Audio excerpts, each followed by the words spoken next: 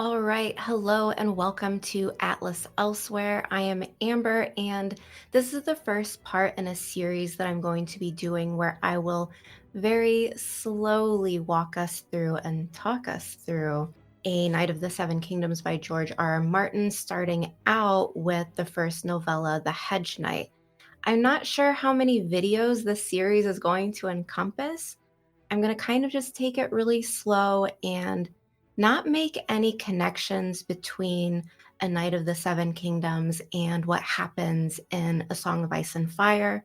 What I would like to do here is look exactly what's in the text, not jump ahead, and take it sentence by sentence, paragraph by paragraph, just what the book is telling us and just what it is giving us, and kind of going through it as if I'm reading it for the first time.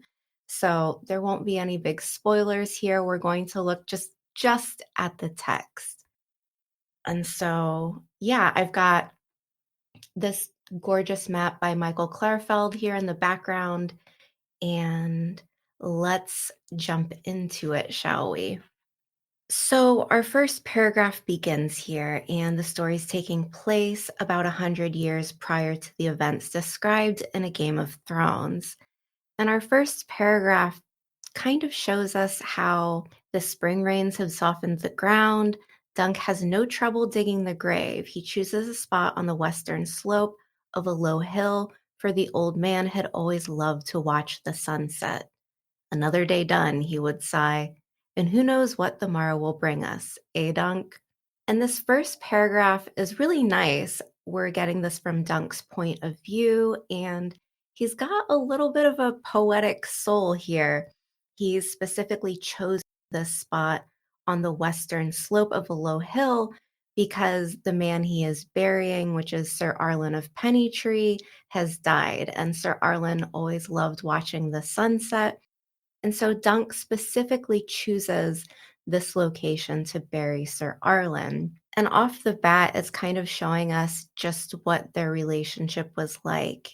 It's a little bit poetic, and you can tell that Dunk has a lot of affection for this man. We go on to learn about the background of Sir Arlen getting sick, and Dunk's explaining one day had brought rains that soaked them to the bones, and the next had brought wet, gusty winds, and the next a chill. And then by the fourth day, Sir Arlen was too weak to ride, and now he's gone. Only a few days had passed, and they had been singing on the road this song about going to Gulltown to see a fair maid. But instead of singing about Gulltown, Sir Arlen had changed the words and was singing of Ashford. Off to Ashford to see the fair maid, hi ho, hi ho. And Dunk's thinking about this really sad and miserably as he's digging the grave. And I think here what the nice thing is, despite this series in general, I would say it's not as dark as A Song of Ice and Fire, but what I think George does really well, and he does this in all of his texts, is he brings a lot of realism in terms of just how rough a life it is. This old man, just within the span of 4 days, went from happy singing about to the location that they're walking to, or I guess riding to. And, just getting rained on, followed by a chill, was enough to cause Sir Arlen to die. And it's also kind of giving us context into their relationship and the camaraderie between the two of them singing songs together, riding off to this tournament. So we move forward, and Dunk is talking about the hole that he's digging. And he's saying when it's deep enough, he lifted the old man's body in his arms and carried him there. He then goes on to describe Sir Arlen as a small man, slim, stripped of his hauberk, helm, and sword belt, saying he seemed to weigh no more than a bag of leaves. Then we kind of switch gears a little bit and learn more about Dunk's physicality and what he looks like, saying Dunk was a hugely tall for his age, a shambling, shaggy, big boned boy of 16 or 17 years, He's explaining he's not even sure himself how old he is, and he's standing closer to 7 feet than to 6, and he's only just begun to fill out his frame, and the old man had often praised his strength. He had always been generous in his praise. It was all he had to give. And again, another George R. R. Martin classic, doing a really good job of describing what someone looks like and what their build is and just their physical appearance. What's kind of interesting here is we've got this ambiguity towards Dunk's age, and he doesn't even know how old he is. And I'm assuming this is just a moment to kind of point out Dunk's had a rough life. Imagine not being sure of how old you are, which means as a child, he probably wasn't celebrating many birthdays. Now, on the other hand, we learn about Sir Arlen, and it's this very kind of morose and sad description where he's saying how slight the old man is after he's been stripped of all of his weapons and mail and helm, and he's weighing no more than a bag of leaves. And so it's definitely putting into perspective how big Dunk is and just how bulky he is. Another sentence here where he's saying, he had only just begun to fill out his frame, which means he's not done growing yet. He's not at his maximum size, which just kind of lets us know he's still, essentially a young man, still kind of a boy. But despite being so young, here he is holding Sir Arlen in his arms like he's just this slight little scarecrow. As we move on, we learn how Dunk lays him into the bottom of the grave, and he kind of stands over that grave for a little bit of time. He's thinking about the smell of the rain in the air, which kind of makes him decide he ought to fill the hole before it starts raining. But it was really hard to throw dirt down on that tired old face. And he's thinking to himself, there ought to be a septon here to say some prayers over him, but he only has me. The old man had taught Dunk all he knew of swords and shields and lances, but he had never been much good at teaching him words.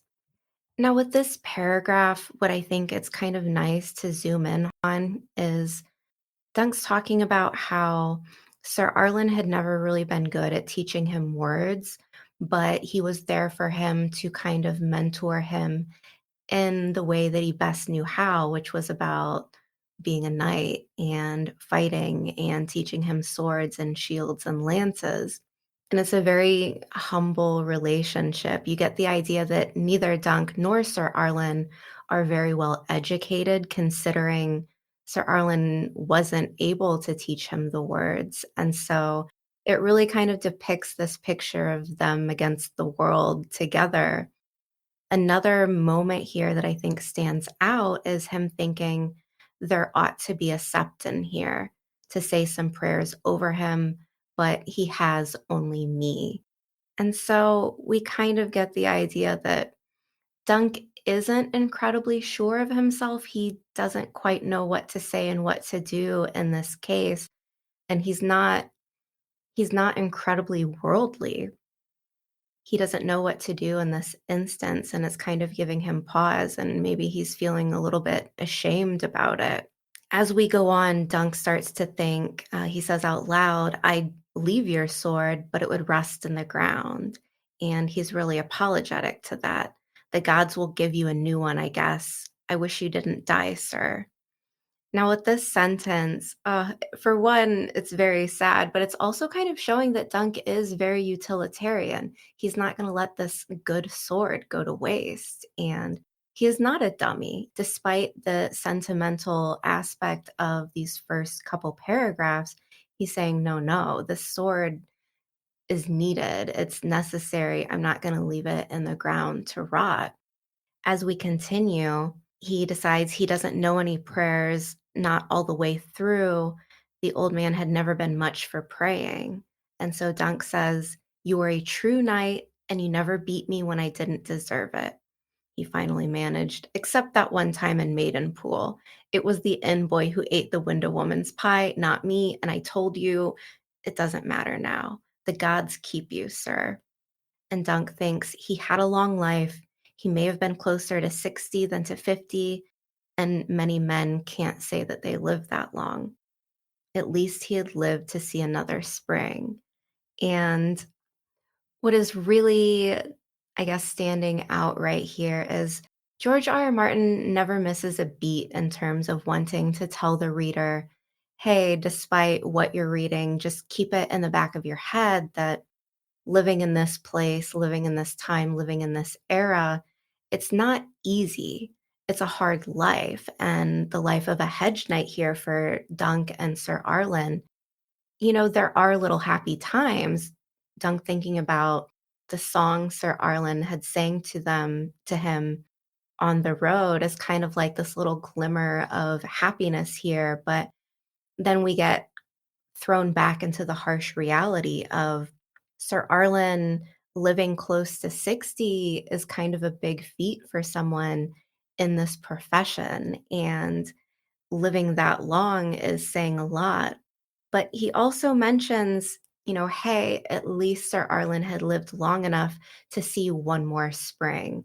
And it kind of touches on something that's a little bit depressing and sad because imagine that like one uplifting thought that Dunk is having about their travels and their life together is, like, hey, at least he got to see one last spring. And it's kind of sad, but again, like it's very humbling. It's very much showing us that despite how hard a life it is, like there are these little things that the two of them potentially had looked forward to doing and seeing together. And Dunk is being a little bit of an optimist here. And then we go on to learn a little bit more about the horses. There were three: his swayback Stot, and a palfrey, and Thunder, Sir Arlen of Pennytree's war horse. And he goes on to say that Thunder is only ridden in tournament and battle. And he goes on to describe this big brown stallion that was not as swift or strong as it had once been, but he still had these bright eyes and a fierce spirit. And he was more valuable than everything else Dunk owned. And he's thinking to himself, if I sold Thunder and Old Chestnut and the saddles and bridles, I'd come away with enough silver to dot, dot, dot. And so he's really thinking about his options here. He goes on to say the only life he knew was the life of a hedge knight. So riding from keep to keep, taking service with one lord or another lord, and fighting in battles and eating at tables in their halls until the war was done, and then moving out and on to the next. And he's saying there were tourneys from time to time as well, though less often. And he knew that some hedge knights turned robber during lean winters. And he's thinking about Sir Arlen, like Sir Arlen would never do that, and he never had done that. And so we've got a problem here. Dunk is very unsure about his options. His first idea is, okay, I could sell some of the horses and some of my gear, and that would be enough money for me to kind of move on for a little bit. But then he has that very sharp thought kind of ripping him away from that idea, saying, well, what would I do if I'm not a hedge knight? What could I do to go on in this in this landscape? And so we've got a bit of a disconnect. And he goes on to think, I could maybe find another hedge knight in need of a squire and tend to his animals and clean his mail. Or maybe I could go to some city like Lannisport or King's Landing and join the City Watch. So he's presenting himself with a couple options here, and he's kind of unsure of which way to take things. We go on to learn that he had piled all of Sir Arlen's things under a big oak tree. The cloth purse contained 3 silver stags, 19 copper pennies, and a chipped garnet. Like most hedge knights, the greatest part of his worldly wealth had been tied up in horses and weapons. And Dunk is now kind of looking at the things that he's assembled. this chainmail halberd that he's remembering he had scoured the rust off nearly 1,000 times, a sword belt of cracked brown leather, and a long sword in a wood and leather scabbard. He's got a dagger, a razor, a whetstone, greaves and gorget, and an 8-foot war lance of turned ash, topped with a cruel iron point, and an oaken shield with a scarred metal rim bearing Sir Arlen's sigil, which is a winged chalice, silver on brown. He doesn't seem to have a lot of money, but what seems to be more of worth are these items. And Dunk's looking at the shield and he decides he's going to pick up the sword belt. And then he looks again at the shield. There's something about the shield that he keeps kind of turning his focus on.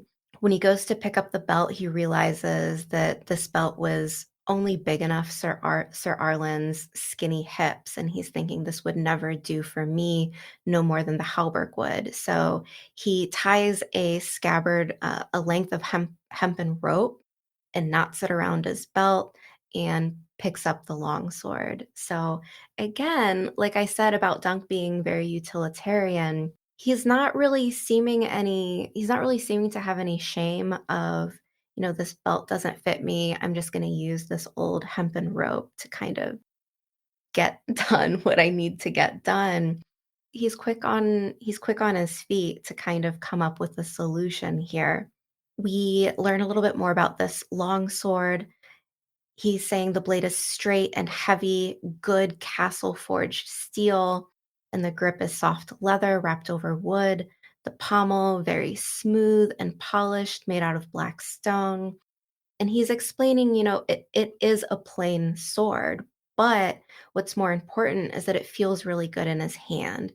And Dunk knows just exactly how sharp this sword is, having worked it with whetstone and oilcloth so many times in the past. And he's thinking to himself, it fits in my grip as well as it ever fit his. And there's a tourney at Ashford Meadow. And so after the uncertainty of, him kind of collecting Sir Arlen's things and trying to decide, is he going to sell the horses? Is he going to pledge himself to another Hedge Knight and kind of work as a squire for him? He's presented all of these options and then he's thinking, no, there's a tournament at Ashford Meadow. This is where I need to go. And then we're kind of just like moving in that direction. So he seems to be really resolute in his choice. He's thoroughly weighed his options and he took a moment to do that, which is a sign of his intelligence. He's not so incredibly brash to just go and do what his first idea is. He's really thought things through. And without trying to jump ahead too far, one of the things that we hear repeated in this series is Dunk being called Dunk the Lunk. And he's always thinking himself like he's not smart. He's not as intelligent as he wishes he would. But if we look at the words on the page, he really doesn't have a problem with kind of slowly thinking through his options, which is a sign of his intelligence. So as we continue forward, we skip ahead in time a little bit. Dunk was still sore and tired when he spies an inn up ahead. We learn about what it looks like. It's a daub and timber building beside a stream. And he goes on to say there's a warm light spilling from its windows, and it looks so inviting that he just couldn't pass it up.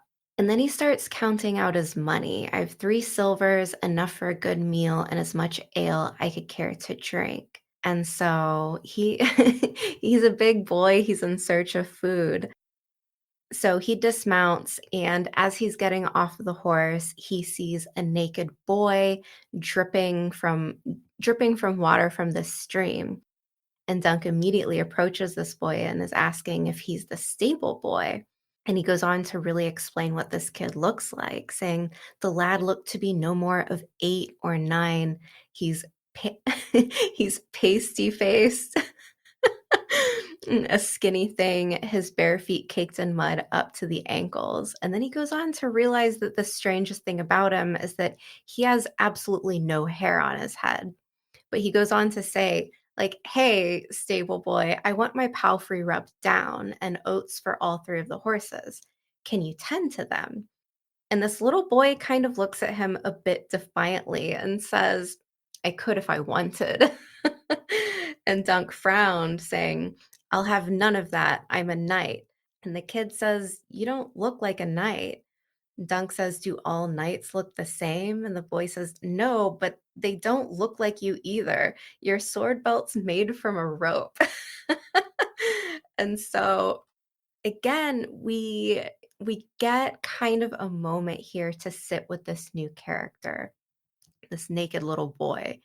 And off the bat, we are kind of learning that this kid is very observant. He's really taking in the look of Dunk and realizing that, like, he is kind of, I want to say, like, fallen on harder times. He's got this rope belt and he's not looking like a true and proper knight. But Dunk goes on to say here that, this rope, so long as it holds my scabbard, it serves.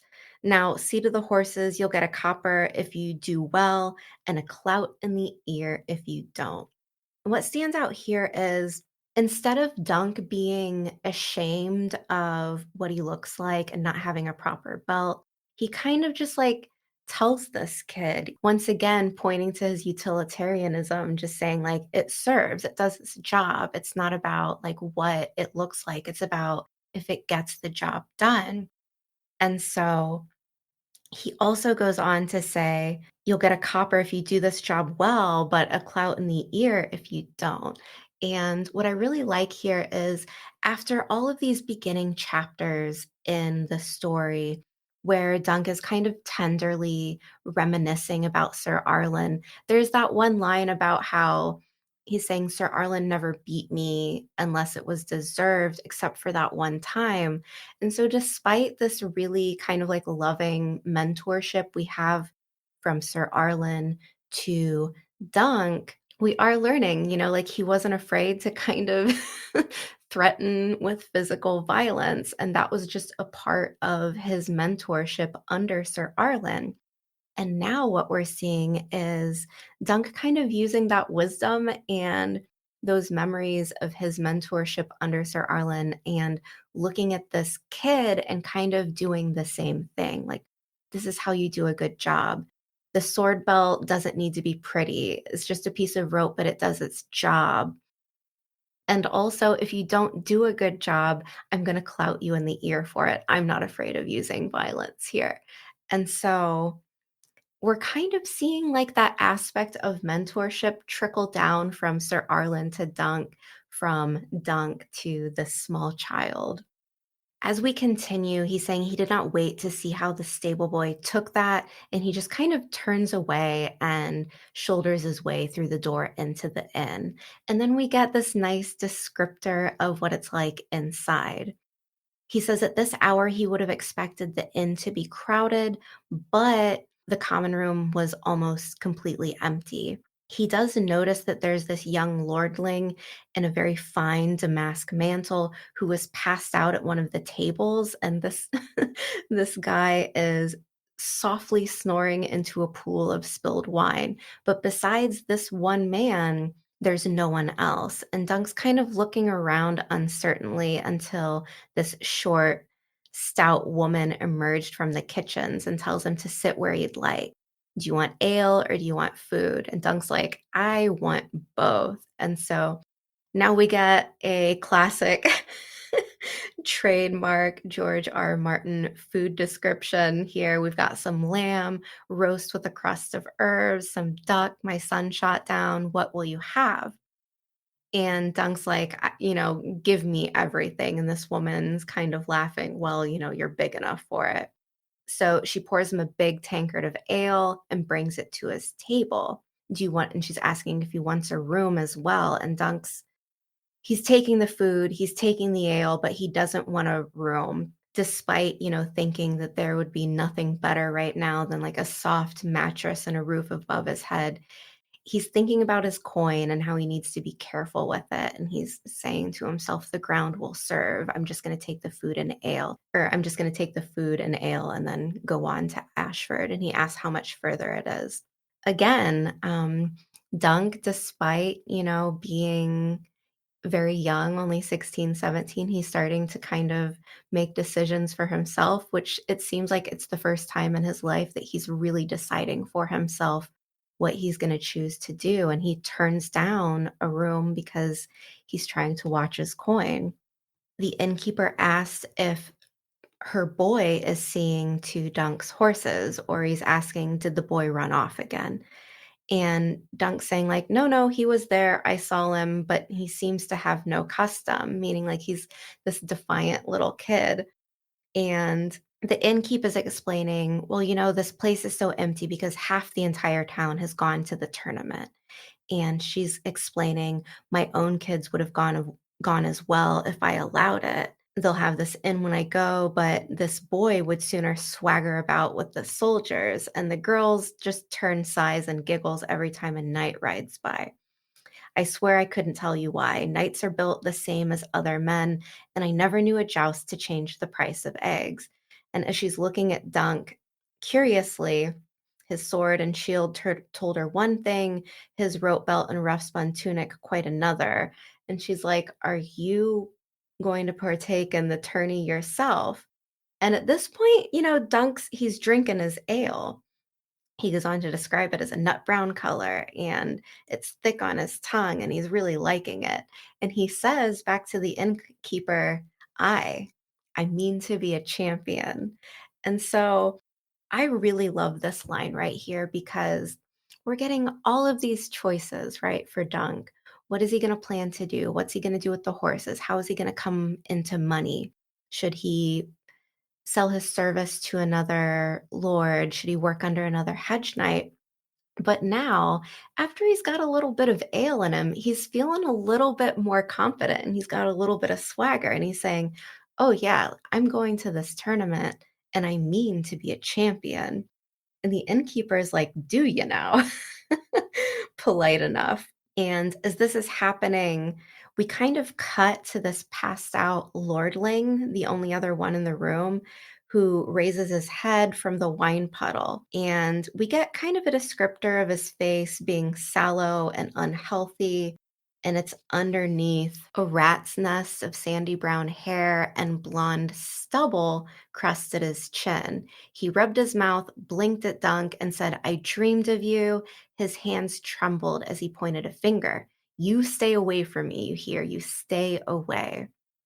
Okay, so curious, right? This young lordling has sandy brown hair, but blonde facial hair.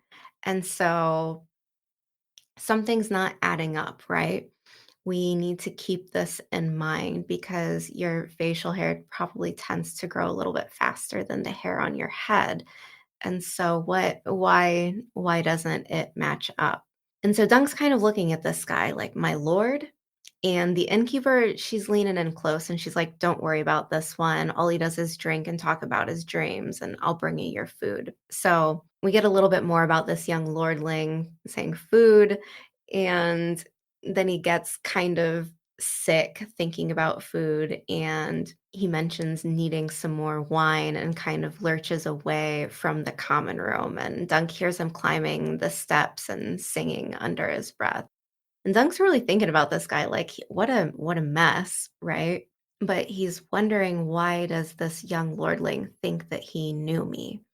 And he thinks about it a little bit over his ale. Then we get a descriptor about the food. The lamb was as good as any he'd ever eaten. The duck was even better, cherries and lemons, and not nearly as greasy as most. The innkeeper brought him buttered peas, oaten bread, and now Dunk's really feeling it. He's thinking to himself, "This is what it means to be a knight," as he sucked the last bit of meat off the bone. "Good food and ale whenever I want it, and no one to clout me in the head." He had a second tankard of ale with the meal and a third to wash it down, and a fourth because There was no one to tell him he couldn't, and when he was done, he paid the woman with a silver stag and got back a fistful of coppers. Yeah, like Dunk's really feeling himself. And I think this is really cute because, like I said earlier, it really seems like this is the first time he's out alone in the world on his own as a young adult. And the ale is flowing, and he's, I'm assuming, a little bit drunk. And he's kind of like celebrating this, moment of independence for himself, saying, good food and ale whenever I want, no one to tell me what to do, no one to punch me in the ear, and he's having a pretty decent time. As we move forward, he exits the inn and his stomach's full, and he runs into this little bald, we're going to say stable boy here. And he says he hears this young boy talking to the horses, and he hears this young boy say, "Easy, lad." And Dump kind of picks up his pace because he's like, "Oh no, he's talking to the horses. What is he doing?" And he finds the stable boy mounted on top of the warhorse Thunder, wearing Sir Arlen's armor. And he looks ridiculous, right? Everything's way too big on him. And Dunk stops in the stable door and just starts laughing. And the boy looks up, he's embarrassed, and he jumps to the ground, and he's, explaining, my lord, I didn't mean." And so Dunk kind of keeps him on his toes, and he's like, "You thief." And he's trying really hard to sound stern. "Take that armor off and be glad that Thunder didn't kick your fool head in." He's a war horse, not a boy's pony. And so the boy takes off the helm and kind of throws everything into the straw, and he's saying, I could ride him as well as you." And Dunk's like, "Close your mouth. I don't want any of your insolence. Take everything off, please. What do you think you're doing?" And Boy's like, "How could I tell you with my mouth closed?" So, like, I'm trying so hard to refrain from, like, skipping ahead here, but I love this character so much. Dunk's like, "Hey, you can open your mouth to answer. Now pick up the mail, shake off the dirt, and put it back where you found it, and the half helm too. Did you feed the horses? I told you. And did you rub down Sweetfoot?" And the boy's like, "Yes, yes, I did it all." "You're going to Ashford, aren't you? Take me with you, sir." And he's like, and Dunk's thinking like, "Oh no, the innkeeper told me about her kid. He wants to run off with the knights." And he says, "What might your mother say to that?" And the little boy responds like confused, my mother's dead. She wouldn't say anything." And this catches Dunk off guard. Wasn't the innkeep this boy's mother? Perhaps he only apprenticed to her. But Dunk's also a little bit drunk here, and his head is fizzy from the ale. And he's asking, "Are you an orphan?" And the little boy says back, "Are you?" And Dunk says, "I was once, till the old man took me in." And he's thinking, to himself, "Till the old man took me in." And the little boy says, "If you took me in, I could squire for you." And so now we're kind of playing on Dunk's emotions here. Dunk's thinking, "Yeah, like I used to be an orphan until Sir Arlen came around and gave me, like a job and some stability in the world. And now this little boy is asking Dunk for the same thing." And Dunk immediately writes it off, and he's saying, "I don't need a squire." And the boy's like, "Hey, every knight needs a squire. You look as though you need one more than most." Dunk's probably in a state here. And Dunk acts like he's going to hit him, but he doesn't. And he said, "And you look as though you need a clout in the ear, it seems to me. Now, fill me a sack of oats. I'm off for Ashford alone." And Dunk realizes that if this little boy was scared of him, he's not showing it. Then Dunk starts to think to himself, "It's a pity I couldn't take this boy, but he has a good life here at the inn, a better one than he'd ever have squiring for a hedge knight. Taking him would be no kindness." And so, what is this telling us here? That Dunk is also a realist. He knows what it's like to live a life on the road. He knows what it's like to be a squire and be a hedge knight. And taking this little boy from the inn isn't a kindness. Like we saw with the death of Sir Arlen, like we saw with Dunk saying, "Hey," with Sir Arlen living to be nearly 60 and seeing one last spring, it's a hard life. And things are bound to change just with the weather. You can be here one day and gone the next. And so he's telling this little kid, no, I'm not going to do it, but he's doing it out of, honest realism here. He doesn't want to put this kid in harm's way. So afterwards, he mounts on Sweetfoot and takes Thunder's lead, and he tosses this young boy a copper penny, and the little boy, like, doesn't even go to catch it. He just lets it fall to the ground and makes no attempt to pick it up. And as Dunk kind of continues forward, he's thinking, this kid, he'll scoop it up when I'm gone. And he turns away and turns on the palfrey and rides away from the inn, leading the other two horses. And we get this nice descriptor of his view as he's kind of leaving. The trees were bright with moonlight, and the sky was cloudless and speckled with stars. Yet, as he headed down the road, he could feel the stable boy watching his back, sullen and silent. And so, yeah, that's where I think I'm going to put a pause in it.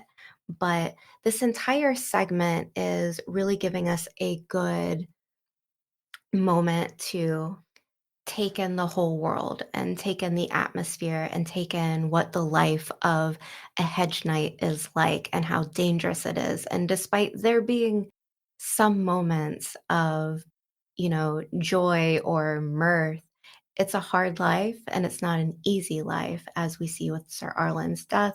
We also get a lot about the relationship between Dunk and Sir Arlen, and quite a bit about Dunk and his personality type, whether he's, a little bit poetic in describing his relationship with Sir Arlen, burying him specifically in a location where it would be easy to see a sunset, and this kind of like transfer of wisdom from Sir Arlen to Dunk, and now kind of Dunk taking in everything that he knows in his 16 years of age and kind of applying that to himself in terms of what's he going to do next, what path is he going to take, and also in terms of this kind of like wisdom and I want to say like quasi mentorship that he's seeing this young, bald stable boy.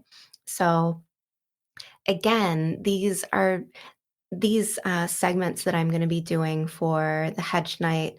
I'm going to be taking this slow. It should be very cozy. I hope people are able to kind of like kick back and just take it in and not feel any rush here. And I'm going to try and continue this forward until the adaptation of Night of the Seven Kingdoms comes out. But once again, make sure that you check out my YouTube channel here, Atlas Elsewhere. If you enjoyed this, please like and subscribe to the channel so you don't miss the next grouping of chapters and paragraphs and moments. And with that, I will see you back next time.